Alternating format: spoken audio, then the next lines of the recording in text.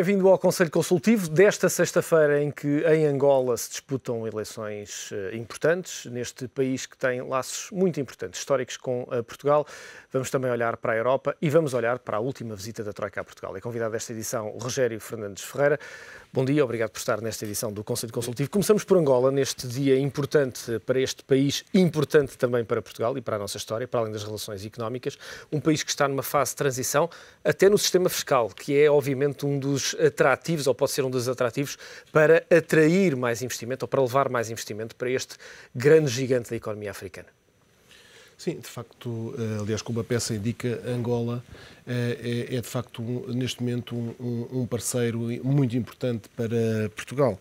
Como nós sabemos e como aqui foi dito, Angola, fora da Europa, é um dos principais países de exportação da economia portuguesa e, portanto, o que acontece em Angola é de facto importante também para Portugal. Acho que, aliás, Portugal deve investir muito nestas ligações com os países de língua portuguesa, o que aliás tem feito nos últimos anos e deve, mais do que investir, deve promover estas relações.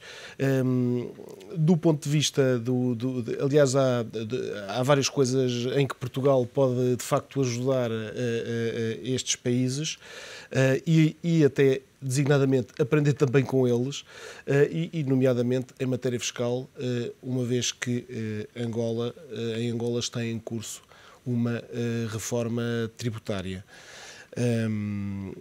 Nós sabemos que Angola, o sistema fiscal angolano está muito dependente ainda das receitas decorrentes do petróleo e, portanto, essa transição dessa dependência do petróleo para outro tipo de dependências fiscais que não a receita fiscal decorrente do petróleo é uma transição que Angola vai fazer nos próximos anos e para a qual pode recolher alguma da experiência portuguesa.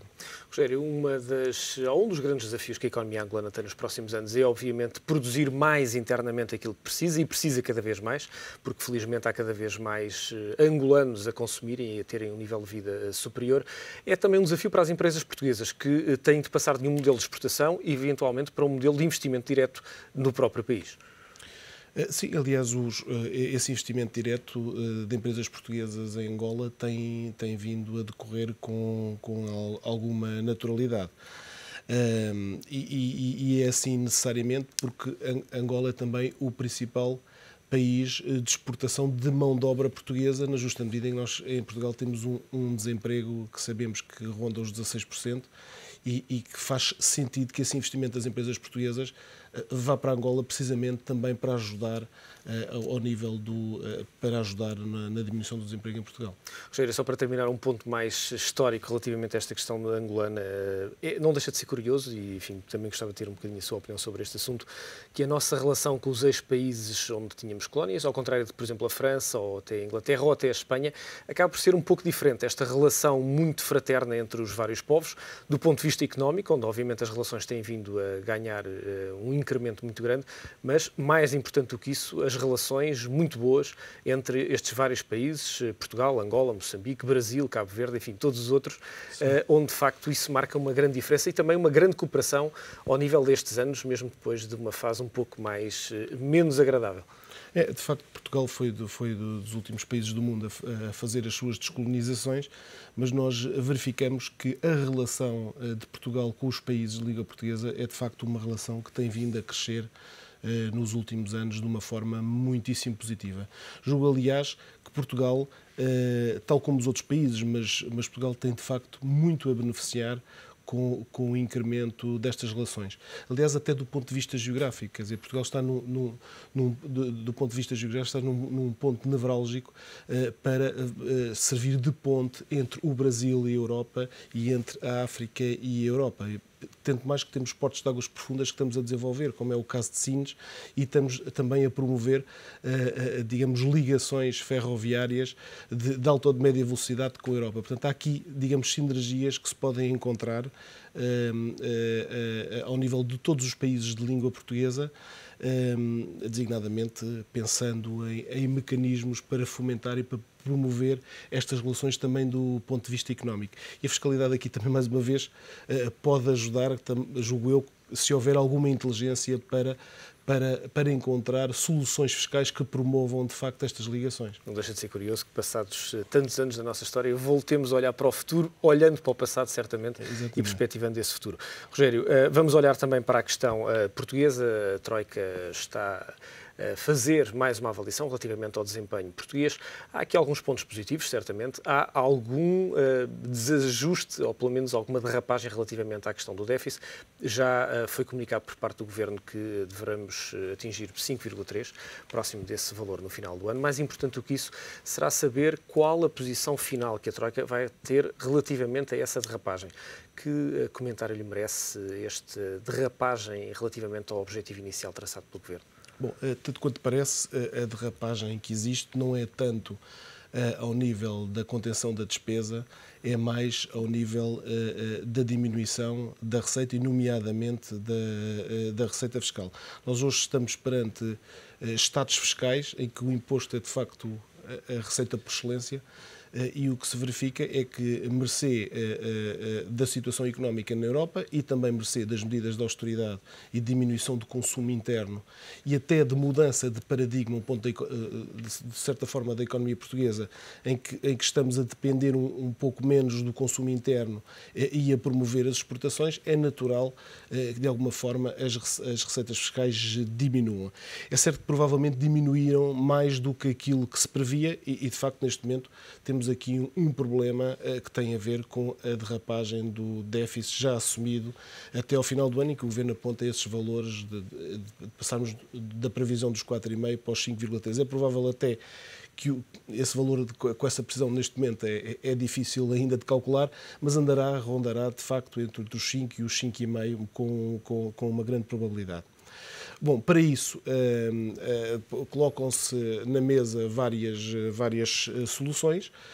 Os valores que estão em causa são valores grandes, mesmo comparando com os valores que aqui se anunciam dos investimentos externos em Portugal por parte do EICEP, são valores de facto muito grandes e que são difíceis de colmatar por via da receita fiscal. Nós estamos a falar só do corte dos subsídios promovido de alguma forma, ou decorrente do acordo do Tribunal Constitucional, estamos a falar de 2 mil milhões de euros, que se a solução para colmatar este buraco fosse resolvida por meio do imposto sobre o rendimento, estaríamos a falar de taxas na ordem, de uma subida de taxas, por exemplo, no IRS, na ordem dos 7% ou mesmo dos 8%, atendendo a que o desemprego neste momento ronda os 15% e os 16%.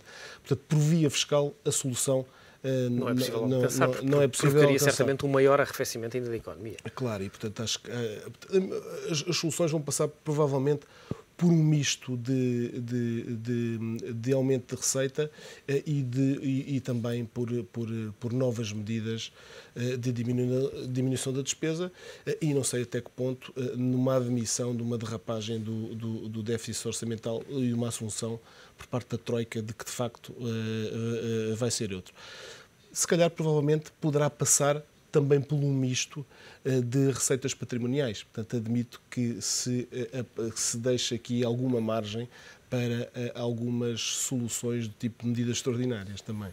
Nomeadamente sobre o património, é isso que se refere? Sim, medidas extraordinárias, portanto, venda de património e se calhar até com uma maior dose de privatizações.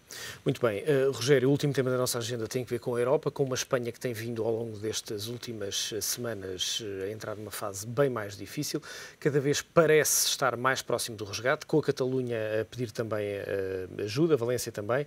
Há já nesta sexta-feira um dado que me parece importante trazer para cima da mesa, tem que ver com a queda de quase 7% da procura interna em Espanha, é um valor muito elevado, uma quebra muito forte. Obviamente os espanhóis estão preocupados com aquilo que é o futuro da sua própria economia e estão a cortar fortemente no consumo. Isso obviamente vai prejudicar também as empresas portuguesas, sendo que é obviamente o nosso primeiro destino das exportações das empresas portuguesas. Eu acho que os espanhóis estão preocupados com razão, acho que a Europa também deve estar preocupada e Portugal muito em especial preocupado deve estar também. A Espanha é de facto um país de exportação de mercadorias portuguesas e portanto o que acontecer em Espanha vai naturalmente repercutir-se em Portugal. E portanto estas notícias são de facto notícias más para o outlook português, designadamente do próximo ano. Portanto, vejo com muita preocupação, digamos, esta evolução, infelizmente, de uma novela que de facto está a aproximar de um resgate que se começa a sentir como pré-anunciado. Portanto, vejo com muita preocupação as preocupações dos espanhóis, que não vão ser preocupações apenas deles, são preocupações nossas também e preocupações da Europa. Muito bem. Rogério, deixa-me desejar-lhe um bom fim de semana. Voltamos a ver-nos de hoje, 8 dias. Rogério Fernandes Ferreira a dar-nos conta do seu comentário sobre os temas que marcam a atualidade. Fica por aqui o Conselho Consultivo. Aproveite este dia.